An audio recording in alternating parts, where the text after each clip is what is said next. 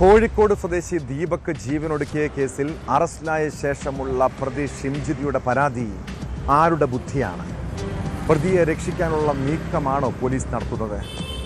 ബസ്സിൽ അസ്വാഭാവികമായി ഒന്നും സംഭവിച്ചിട്ടില്ലെന്ന് റിമാൻഡ് റിപ്പോർട്ടിൽ വ്യക്തമാക്കുന്നുണ്ടെങ്കിലും പോലീസ് ഇതുവരെയും പ്രതിയെ കസ്റ്റഡിയിൽ ആവശ്യപ്പെടാത്തതിലാണ് ദുരൂഹത.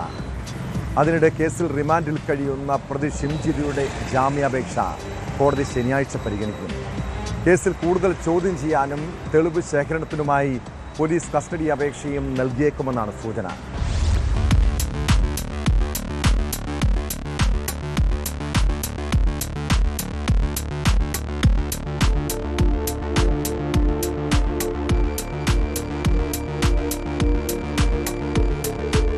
പ്രതി ഷിംജിത മുസ്തഫ അറസ്റ്റിലായ ശേഷം കോടതിയിൽ ഹാജരാക്കിയപ്പോൾ തന്നെ ജാമ്യം ആവശ്യപ്പെട്ടിരുന്നു.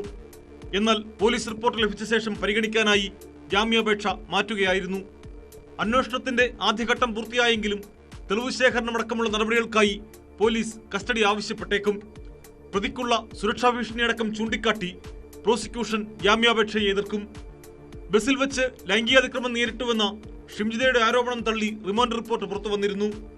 ബസ്സിൽ അസ്വാഭാവികമായി ഒന്നും സംഭവിച്ചിട്ടില്ലെന്നും CCTV ദൃശ്യങ്ങൾ പരിശോധിച്ചതായും റിപ്പോർട്ടിൽ വ്യക്തമാക്കിയിട്ടുണ്ട്. ബസ്സിൽ വെച്ച് ദീപകിനെ ഉൾപ്പെടുത്തിയുള്ള 7ഓളം വീഡിയോകളാണ് ഷിംജിത മൊബൈലിൽ ചിത്രീകരിച്ചത്. ഇവ ഫേസ്ബുക്ക്, ഇൻസ്റ്റാഗ്രാം തുടങ്ങിയ സോഷ്യൽ മീഡിയ പ്ലാറ്റ്ഫോമുകളിൽ പങ്കുവച്ചതായും കണ്ടെത്തി. പോസ്റ്റ് ഗ്രാജുവേറ്റും അസിസ്റ്റന്റ് പ്രൊഫസർ ക്വാളിഫൈഡുമായ ഉന്നത വിദ്യാഭ്യാസ യോഗ്യതയുള്ള പ്രതി മലപ്പുറം അരീക്കോട് പഞ്ചായത്തിലെ മുൻ വാർഡ് മെമ്പറായിരുന്നു. നിയമത്തെക്കുറിച്ച് മതിയായ അവബോധമുള്ളയാളാണ്. എന്തെങ്കിലും ദുരനുഭവം ഉണ്ടായാൽ അടുത്തുള്ള പോലീസ് സ്റ്റേഷനിലോ നിയമപാലകരെയോ വിവരമറിയിക്കാതെ ഇത്തരത്തിലുള്ള വീഡിയോകൾ ചിത്രീകരിച്ച് സമൂഹമാധ്യമത്തിൽ പ്രചരിപ്പിച്ചാൽ കുറ്റാരോപിതൻ മാനഹാനി നേരിട്ട് മനംനൊന്ത് ആത്മഹത്യ ചെയ്യാമെന്ന് വ്യക്തമായ അറിവും ബോധവും പ്രതിക്കുണ്ടെന്ന് റിമാൻഡ് റിപ്പോർട്ടിൽ പറയുന്നു.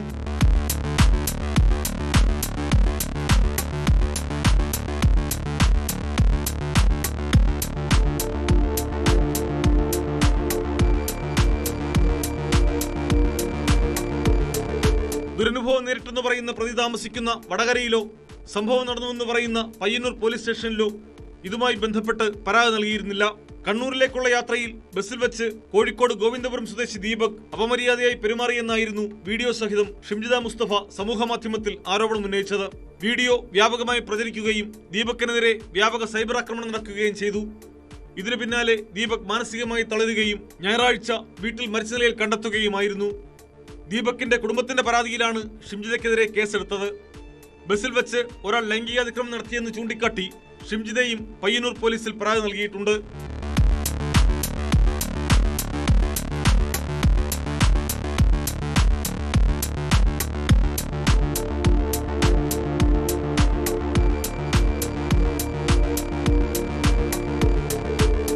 ന്യൂസ് 18 കോഴിക്കോട്.